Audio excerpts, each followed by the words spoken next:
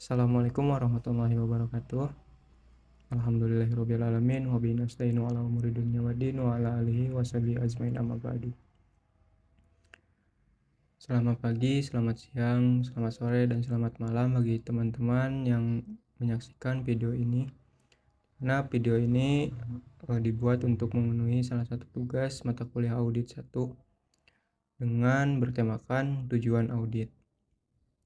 Oke, yang pertama, perkenalkan, nama saya Ilham Saiful Malik.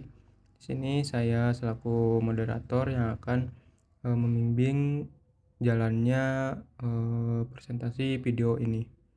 Di sini juga saya ditemani oleh teman-teman saya. Yang pertama itu ada Ari Derista, Destia Nur Fitriani, Erninun Ajijah, Intan Berliana Hermansyah, dan Karlina Silvia Rodia. Oke, mungkin untuk materi yang pertama akan disampaikan oleh presentator pertama. Yang pertama yaitu saya akan menjelaskan terkait tujuan umum audit. Audit memiliki tujuan utama untuk memberikan keyakinan memadai bahwa laporan keuangan bebas dari salah saji material, baik yang disebabkan oleh kesalahan error maupun kecurangan fraud. Ikatan Akuntansi Indonesia menyatakan bahwa tujuan audit laporan keuangan adalah untuk memberikan opini atas kewajaran posisi keuangan, hasil usaha, perubahan ekuitas, dan arus kas sehubung dengan prinsip akuntansi yang berlaku umum dalam semua aspek yang material. Jadi dapat menyimpulkan bahwa tujuan audit adalah untuk memberikan keyakinan kepada konsumen bahwa laporan keuangan mematuhi standar akuntansi keuangan dan bebas dari kesalahan. Selanjutnya, audit menurut para ahli. Yang pertama, menurut Tuan Kota, tujuan audit adalah mencapai tingkat kepercayaan pemakai laporan keuangan atau stakeholder atas laporan keuangan tersebut. Laporan tersebut tercapai ketika auditor sudah memberikan opini mengenai apakah laporan keuangan disusun sesuai dengan susunan laporan keuangan yang berlaku, dan menurut Arens, tujuan audit adalah untuk mengetahui apakah suatu perusahaan menggunakan atau disajikan dengan wajar, dan juga untuk meningkatkan kepercayaan laporan keuangan. Nah, kemudian menurut Van Giltono, tujuan audit adalah Halo, saya Destia. Sebagai pemateri kedua, di sini saya akan memaparkan materi mengenai berdasarkan standar profesional akuntansi. Berdasarkan standar profesional akuntansi, poin kesesuaian dengan standar akuntansi merujuk pada kewajiban auditor untuk memastikan bahwa laporan keuangan telah disusun sesuai dengan kerangka laporan yang berlaku, seperti standar akuntansi keuangan atau SAK di Indonesia atau IFRS secara internasional. Pentingnya kesesuaian ini terletak pada fungsi laporan keuangan sebagai alat komunikasi kepada pihak eksternal seperti investor, kreditor, dan pemerintah. Jika laporan tidak sesuai dengan standar, maka informasi di dalamnya menjadi tidak dapat dibandingkan dan beresiko menyesatkan pengambilan keputusan ekonomi. Oleh karena itu, dalam merumuskan opininya berdasarkan SA 700, auditor harus memperoleh bukti audit yang cukup dan tepat untuk menyatakan apakah laporan keuangan bebas dari kesalahan penyediaan material yang disebabkan oleh ketidakpatuhan terhadap standar tersebut. Selanjutnya, saya akan membahas materi mengenai tujuan khusus audit 1. Tujuan khusus audit adalah memberikan opini atas kewajiban asersi manajemen mencakup keberadaan, kelengkapan, hak atau kewajiban, penilaian, dan penyajian pada area tertentu yang diperiksa, mendeteksi kecurangan atau kesalahan spesifik, serta menilai efisiensi dan kepatuhan operasional, terutama pada audit tujuan tertentu adalah investigasi. Berikut adalah bagian dari tujuan khusus audit. A. Mendeteksi kesalahan. Tujuan khusus audit dalam mendeteksi kesalahan atau error adalah untuk memastikan bahwa laporan keuangan bebas dari salah saji material yang tidak disengaja, yang dapat memengaruhi pengambilan keputusan pengguna laporan keuangan. Berikut rinciannya. 1. Memastikan akurasi laporan keuangan. 2. Mendeteksi salah saji material. 3. Melindungi pemangku kepentingan. 4. Menilai efektivitas pengendalian internal. 5. Peningkatan kredibilitas laporan keuangan. Baik, saya akan melanjutkan tujuan khusus audit 2. Bagian B yaitu mendeteksi kecurangan atau fraud. Tujuan khusus audit mendeteksi kecurangan atau fraud adalah mengidentifikasi transaksi tidak wajar, mengumpulkan bukti hukum yang kuat, dan menentukan pihak bertanggung jawab atas manipulasi laporan keuangan atau penyalahgunaan aset. Lalu berikut adalah rincian tujuan khususnya. Yang pertama adalah ada identifikasi, indikasi, dan modus, yaitu menemukan pola transaksi yang menyimpang, manipulasi data, atau konflik kepentingan yang mencurigakan. Lalu yang kedua itu ada pengumpulan bukti legal atau audit investigatif, yaitu mengumpulkan bukti-bukti autentik yang sah secara hukum, baik pidana maupun perdata, untuk menindaklanjuti kecurangan. Lalu yang ketiga, menentukan pihak bertanggung jawab, yaitu mengidentifikasi secara spesifik pelaku internal maupun eksternal, serta motif di balik tindakan tersebut. Lalu yang keempat, perbaikan pengendalian internal, yaitu memberikan rekomendasi strategis untuk memperkuat sistem agar celah fraud tertutup. Baik, yang selanjutnya C. Menilai efektivitas pengendalian internal. Tujuan khusus audit dalam menilai efektivitas pengendalian internal adalah untuk memastikan bahwa sistem kontrol yang diterapkan perusahaan mampu mencegah, mendeteksi, dan mengoreksi kesalahan atau kecurangan secara tepat waktu, sehingga tercapai keandalan laporan keuangan, kepatuhan terhadap hukum, dan efisiensi operasional.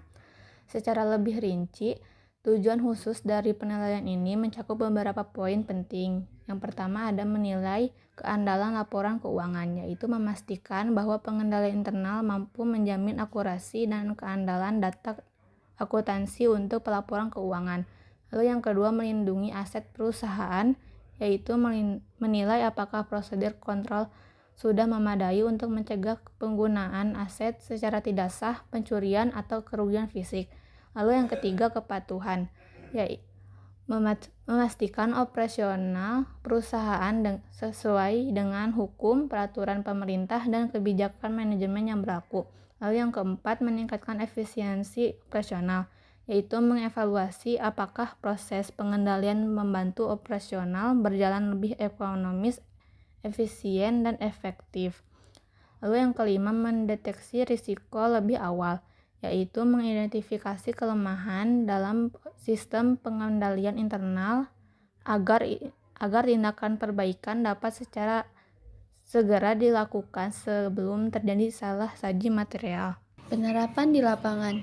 Dalam audit lapangan, penerapan tujuan ini seringkali dikelompokkan berdasarkan siklus transaksi. Berikut adalah contoh mendetail pada dua siklus utama. Yang pertama yaitu siklus penjualan dan penagihan atau piutang usaha. Penerapannya, auditor mengirimkan surat konfirmasi piutang kepada pelanggan perusahaan. Selanjutnya ada siklus perolehan dan pembayaran aset tetap. Penerapannya yaitu auditor melakukan inspeksi fisik terhadap mesin atau kendaraan baru yang dibeli selama tahun berjalan. Lalu yang ketiga ada pengujian pisah batas atau cut-off test pada persediaan. Penerapannya yaitu auditor mencatat nomor laporan penerimaan barang terakhir di akhir tahun. Selanjutnya ada peran tujuan audit dalam meningkatkan kredibilitas laporan keuangan. Kepercayaan pengguna laporan keuangan. Kepercayaan publik terhadap laporan keuangan sangat penting bagi stabilitas dan kredibilitas perusahaan. Pengauditan eksternal memainkan peran kunci dalam yang memperkuat kepercayaan ini dengan memberikan opini independen terkait kewajaran laporan keuangan. Ada beberapa faktor yang bisa membangun kredibilitas auditor dalam membangun kepercayaan investor.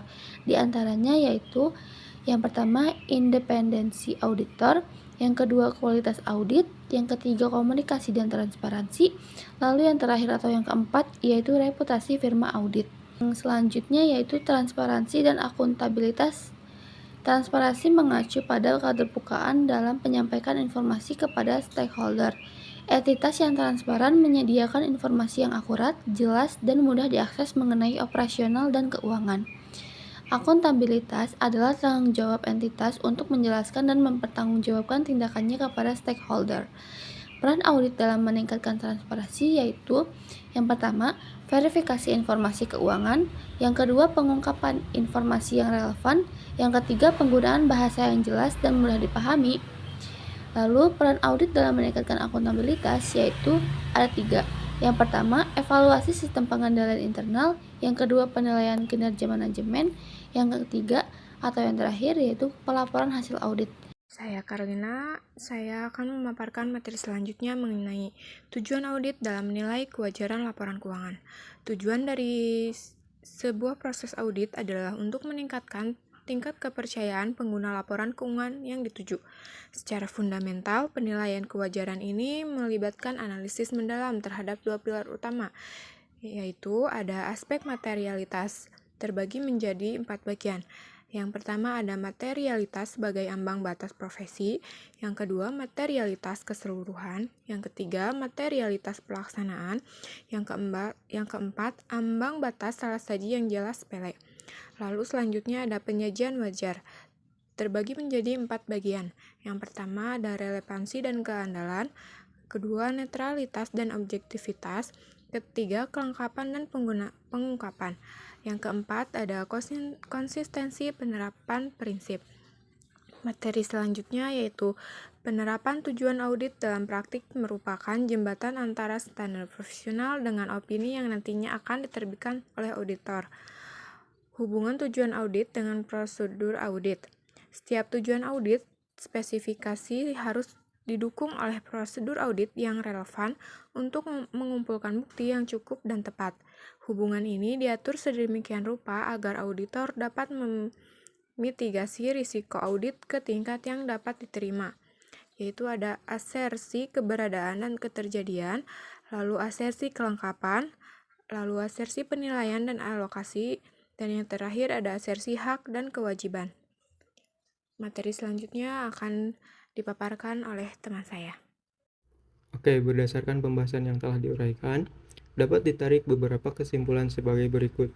Yang pertama, tujuan utama audit laporan keuangan adalah memberikan keyakinan memadai kepada pengguna laporan bahwa laporan keuangan telah disajikan secara wajar. Yang kedua, tujuan khusus audit mencakup 3 aspek penting, yaitu mendeteksi kesalahan atau error dalam pencatatan akuntansi, mendeteksi kecurangan atau fraud melalui identifikasi transaksi tidak wajar, serta menilai efektivitas pengendalian internal perusahaan. Nah, yang ketiga, dalam menilai kewajaran laporan keuangan, auditor berlandaskan 2 pilar utama, yaitu konsep materialitas dan penyajian wajar atau fair presentation. Yang keempat, penerapan tujuan audit dalam praktik audit yang dilaksanakan melalui pengujian asersi manajemen yang meliputi asersi keberadaan, kelengkapan, penilaian, dan alokasi, serta hak dan kewajiban. Yang terakhir, tujuan audit memiliki peran strategis dalam meningkatkan kredibilitas laporan keuangan melalui 2 jalur utama, yaitu membangun kepercayaan pengguna laporan keuangan dan mendorong transparansi serta akuntabilitas entitas. Oke, mungkin cukup sekian presentasi video yang dapat disampaikan. Mohon maaf bila banyak kekurangan dan kesalahan kata dalam presentasi ini. Akhir kata dari saya, billahi taufiq wal hidayah. Wassalamualaikum warahmatullahi wabarakatuh.